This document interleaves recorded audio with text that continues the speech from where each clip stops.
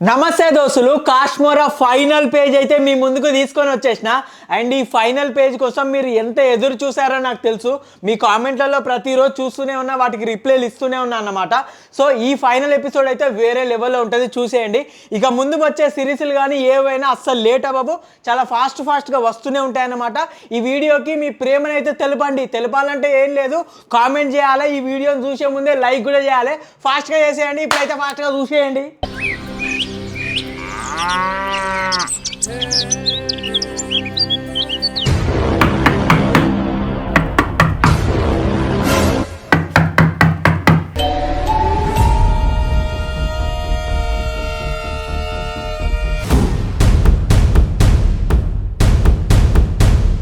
ఏడ్చేలమ్మా, ఎందుకంటే అర్జెంట్గా రమ్మన్నావు? అంటే అన్న అది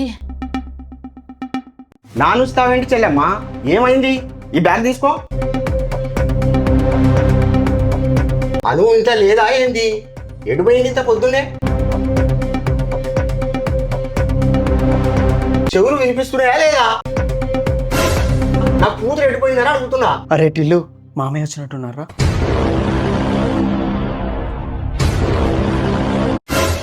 ఏమల్లుడు, బాగున్నావా? ఉన్నాంలే, ఏదో అలా. అన్నా అను లేదని మావయ్య తెలిస్తే ఏమంటాడో ఏమో అన్నా. సరే గాని నా కూతురు ఏదని అడిగితే మీ అమ్మ బిత్తరపోయి చూస్తాంది. నువ్వన్నా చెప్పాలి, నువ్వు బయటికి ఏమన్నా పోయిందా? నిన్నటి నుంచి ఫోన్ చేస్తాడే కలుస్తలేదు. అరే నువ్వు కూడా గమనింటుందేంటి అల్లుడు? జర టెన్షన్ పెట్టకుండా. అను లేదు. అవును మావయ్య, అను లేదు. లేదా? లేదంటే నిన్నటి నుంచి కనిపిస్తలేదు. మా కూతుర్ని ఏం చేసిర్రా? నీకేమైనా పిచ్చా మామయ్య? మేమేం చేస్తాం నీ కూతుర్ని? నువ్వు ఏదైనా చెప్పావురా, నమ్మి నా కూతుర్ని పంపించినా చూడు. మర్యాదగా మాట్లాడు మామయ్య. రే మర్యాదగా మాట్లాడు మామయ్యతో. మర్యాదగానే మాట్లాడతామ్మా. ముందు నిన్ను అనాలే, లేనిపోనివన్నీ తల మీదికి తెచ్చుకోవడానికి.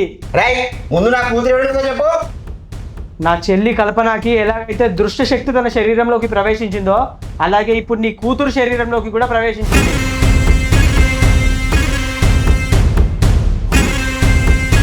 రమ్మన్న మా అమ్మకు దండం, పంపించిన నీకు దండం. అనుభవించండి.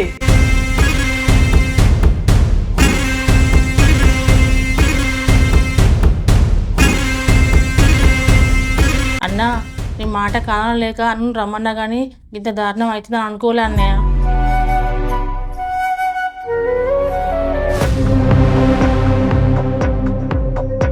ఈ దృష్ట శక్తుల వల్ల నీ కుటుంబం ఎంత చిత్రహింసలు అనుభవించిందో కొన్ని సంవత్సరాలుగా నేను చూస్తూనే ఉన్నా. పూర్తిగా తొలగిపోయిందనుకున్న సమస్య మళ్ళీ మొదటికి వచ్చినట్టు అయింది. ఇప్పుడు ఇంట్లో పరిస్థితి ఎలా ఉంది? మా మామయ్య వచ్చిండు బాయ్. అను ఏది అని అడుగుతుంటే ఏం చెప్పాలో తెలియని పరిస్థితుల్లో బాధపడుతున్నా. మా చెల్లి చూసుకుంటుందిలే అని చెప్పేసి అనుని పంపించిన మా మామయ్య తప్పనాలా, లేదా అన్ని మర్చిపోయి రమ్మన్న మా అమ్మది తప్పనాలా అర్థం కావట్లేదు బాయ్. అప్పుడు ఎవరి పరిస్థితి ఎలా ఉందో అక్కి. అప్పుడు మీ మామయ్యను అనలేము, ఇప్పుడు మీ అమ్మను అనలేము. విధి ఆడుతున్న ఆటలో మనము కీలు బొమ్మలము మాత్రమే. ఇప్పుడు మనం ఆలోచించాల్సింది ఆ వాసుకి నుంచి అనును ఎలా కాపాడాలి అని.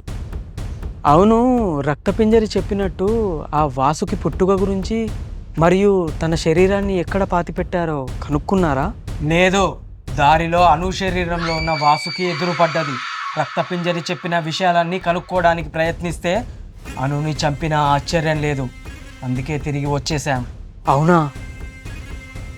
మరి ఇప్పుడు ఎలా ఆ వాసుకి ఆత్మను మట్టు పెట్టేది?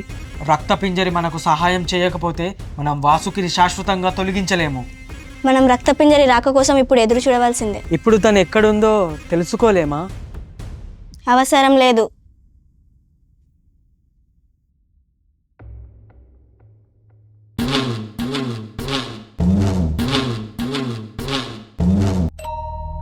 అంటే ఇప్పుడు నా కూతురు బతుకున్నట్టా లేదా? అన్నా అట్లా మాట్లాడకన్నా, అనుకి ఏం కాదన్నా. నీ కూతురు కల్పన ఎట్లయితే చచ్చిపోయిందో నా కూతురు కూడా సంపదమని రమ్మన్నావా? అన్నా నేను ఎందుకు చేస్తానన్నా అట్లా? నా సొంత రక్తాన్ని చంపుకుంటానా అన్నా? నీ ఉద్దేశం అదే? నీ కూతురు కల్పన శాతపడి వల్ల చనిపోయింది. నేను మీకు సాయం చేయలేదని నా కూతుర్ని శాతపడి చేసి చంపిన మీరు మళ్ళీ ఎక్కడికో పోయిందని నాటకాలు ఆడతాను ఇంటింటి రాజులు అందరూ. కల్పన చనిపోలేదు, బ్రతికే ఉంది. ఏంది నా కూతురు బతికే ఉందా? అవును, బ్రతికే ఉంది.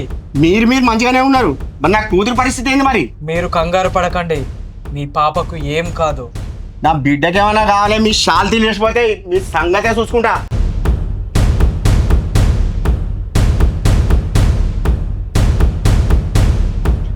నా బిడ్డ ఆశుకి తెలియగానే చెప్పండి, వచ్చి తీసుకొని పోతా.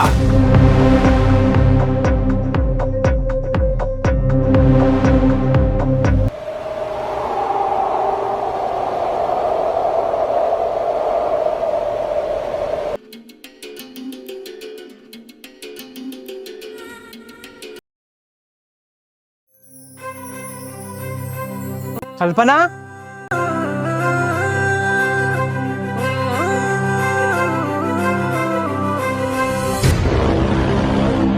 నీకు మరణ శాసనాన్ని రాసిన ఆ వాసుకి నుంచి తప్పించుకున్న నువ్వు నన్ను ఒక ప్రశ్న అడిగావు ఆ రోజు, గుర్తుందా?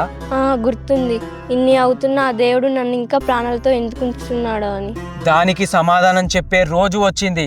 ఇన్ని దినాలు నీ అమ్మకు నీ అన్నకు దూరం ఉన్న రోజులకు సమాధానం చెప్పే గడియ వచ్చింది. ఆ వాసుకి ఆత్మను శాశ్వతంగా దూరం చేసే రోజు వచ్చింది. పదా.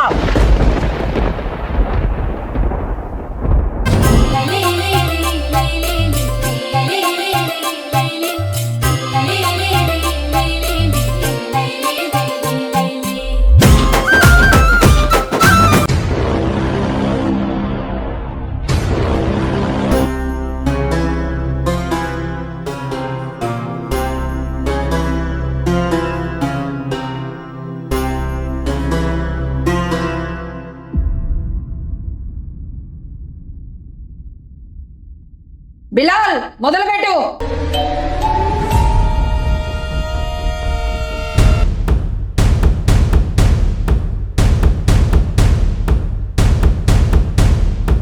బిలాల్ బాయ్, కాశ్మీరాన్ని భూమికి రప్పించు.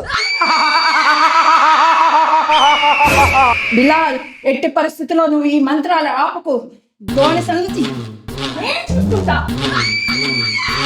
నీకు దమ్ముంటే నా శరీరంలోకి రావే వాసుకి. అయితే వీడిని కూడా చంపనా? చంపి రానా? అంటే అమ్మాయిని చంపేశావా? దాన్నే కాదు, మళ్ళా దిగి వస్తే ఆ కాశ్మీరాన్ని కూడా చంపేస్తా. టప్పు సప్పుళ్ళు చేయంగ తల్లో, కళ్ళ గజ్జేలు గట్టి ఆడంగ తల్లో.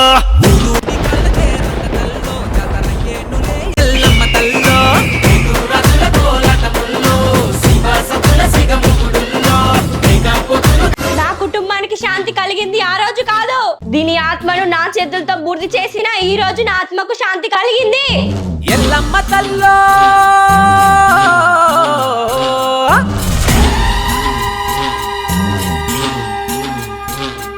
అక్కీ కుటుంబం ఈ ఘోరం నుంచి బయటపడ్డ 2 నెలల తరువాత